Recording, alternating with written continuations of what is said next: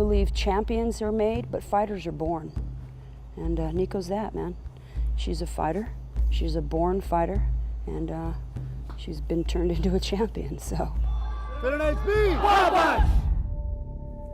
The data corroborate the fact that you have the body fat to make 125. Okay. We've seen that.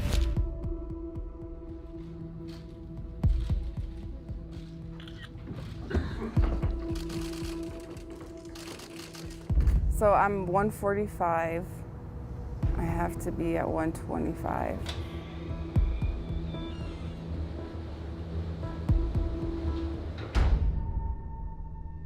People have already died cutting weight. More people are going to die cutting weight the way things are going, but it's just going to take more of that, sadly, before things are ever going to change.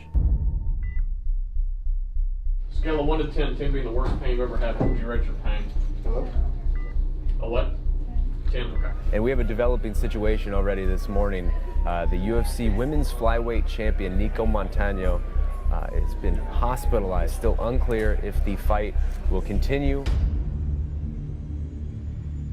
There is health insurance, right? I think, right? Landon, Jeff in Vegas, how you doing, buddy? Hi, Jeff. Thank you for having me. Appreciate it. Doing good. Oh, my pleasure, man. I watched Warrior Spirit. What an intriguing documentary. And I'm a big UFC fanatic. You know, how could you be a Las Vegas native, right, and not be a fanatic about UFC? Drive by it on the 215 every day. It's like this giant beacon, right? Yes. But your documentary is very eye-opening. Things I didn't know about the UFC, especially Nico Montano. When did her story catch your attention? Montano became the UFC first. She was the first 125-pound champion. At the end of 2017, she won the UFC's reality show called The Ultimate Fighter. And I had actually heard of Montano because of my connections with the MMA community in Albuquerque, New Mexico. That's where I'm from originally. And if you see that poster back there, Greg Jackson's gym, that was our first documentary, The Proving Grounds. And it's kind of like the Mecca for MMA at the time. And Nico actually trained at another gym there called Fit NHB at the time of filming this. So, you know, knowing the people kind of in the same sphere as her, we were able to connect and get this project going as she was about to defend her UFC title against Valentina Shevchenko at UFC 228. And it's quite the journey. Absolutely, yeah. But telling her story, tell me about approaching her. Did you have to gain her trust? Because it takes a lot for someone to say, yeah, I'm going to open up my life, open up my everything to you, and you're there recording it all, you know? So how did you gain her trust and convince her to be the star of this? Absolutely.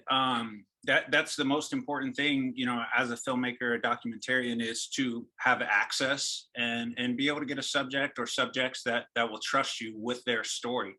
And with Nico, you know, her project, our documentary Warrior Spirit, is the fourth feature documentary film. So we have worked with a lot of very big name MMA guys like John Jones, Holly Holm, people that are at the top of the industry. And so, you know, we let her know our history and that we thought her story as the first Native American UFC champion and going to defend against the big Russian foe Valentina, you know, it's like a modern day Rocky story, really. You got the underdog and you got the Dolph Lundgren type character, the female version, Valentina.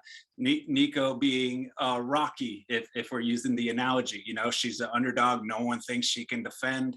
And that's, you know, when we approached her, we said, this is amazing. You know, we would love to document your journey defending this title. And so she understood the significance of what she was doing and that it could help her platform in the indigenous community and beyond it. And of course she said, let's do it. Yeah, my roommate is Navajo. And when he heard about this movie and learned I was talking to you, he said, Dad, she's very popular, of course, within the Native community. And he's from Windrock. And his whole family is there, but they've been in Las Vegas now for many years. But yeah, so that I didn't understand the aspect of the Native American angle, and that was just fascinating, and just the pride coming out of that and support for her.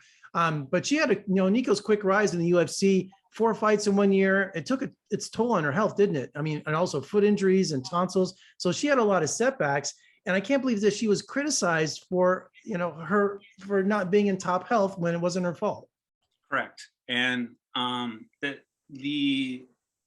think the craziest part about this whole story is that not only was she coming off of 4 or 5 fights in less than a few months' time with the Ultimate Fighter show, she was being rushed and forced to take this fight with Valentina, because the end of the day, the UFC had a plan to make Valentina the face of that division, because I think that was the image they wanted. And you can dig into why they wanted her as the face, but I think there's deeper layers there that are examined in the documentary. And with her story, I think coming up, when you stack multiple extreme weight cuts, so doing fight after fight after fight, it is known that it can have an impact on your metabolic system. And what it does, it makes the weight cutting get worse and worse and worse. It's harder to cut weight because your metabolism has to recover, just like your muscles have to recover.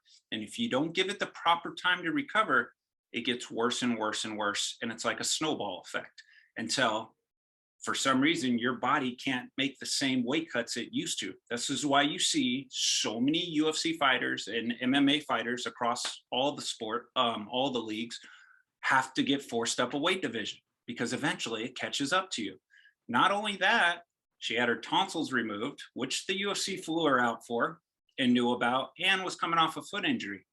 So yeah, they could have gave her more time. In fact, in the film, they're discussing with the UFC PI nutritionist, Clint, that, hey, maybe should we do the September date or the October date? And they both agree that the October date would be a lot safer and a lot more manageable to make her weight. And still, she was forced into an earlier date, which was a pay-per-view card. And, and watching her trying to take off that weight was just agonizing. I mean, you were literally watching someone die before your eyes for no reason. No one stepped in. It was real frustrating watching that, because you could just, she knows when her body was telling her. You could see her suffering, and it was borderline criminal. Agreed.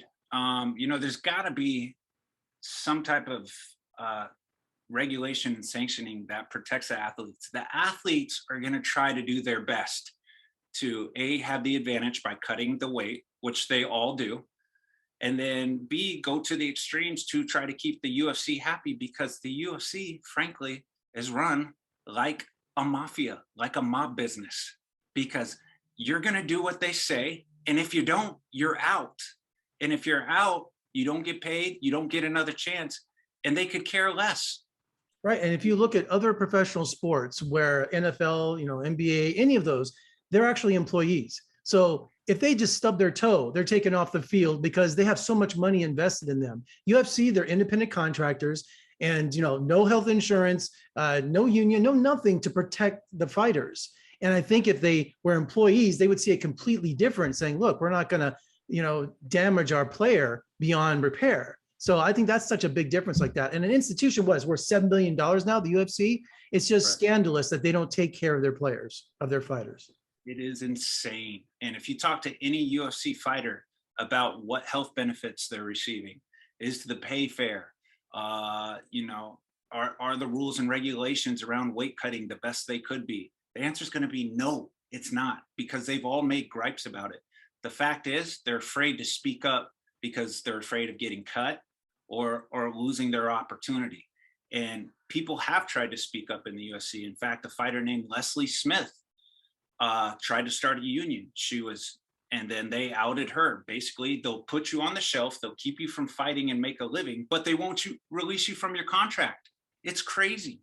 Nico's story is just one of many, but Nico's story is great because the UFC Performance Institute, who claims that they can make weight cutting safe and help fighters get to their fights, is it there for show? I mean, because it's not safe. Look at what they did to Nico in the documentary. Absolutely, yeah. It's terrifying. And so give us an update on Nico. Where are we at today? How's she doing? Where she's at? And Well, if you followed last week, she was supposed to be on the UFC on Vegas 33 card. She is fighting in the 135-pound division, which is a division up from where she was in the film. And again, she was doing her training with the UFC PI coming into this fight.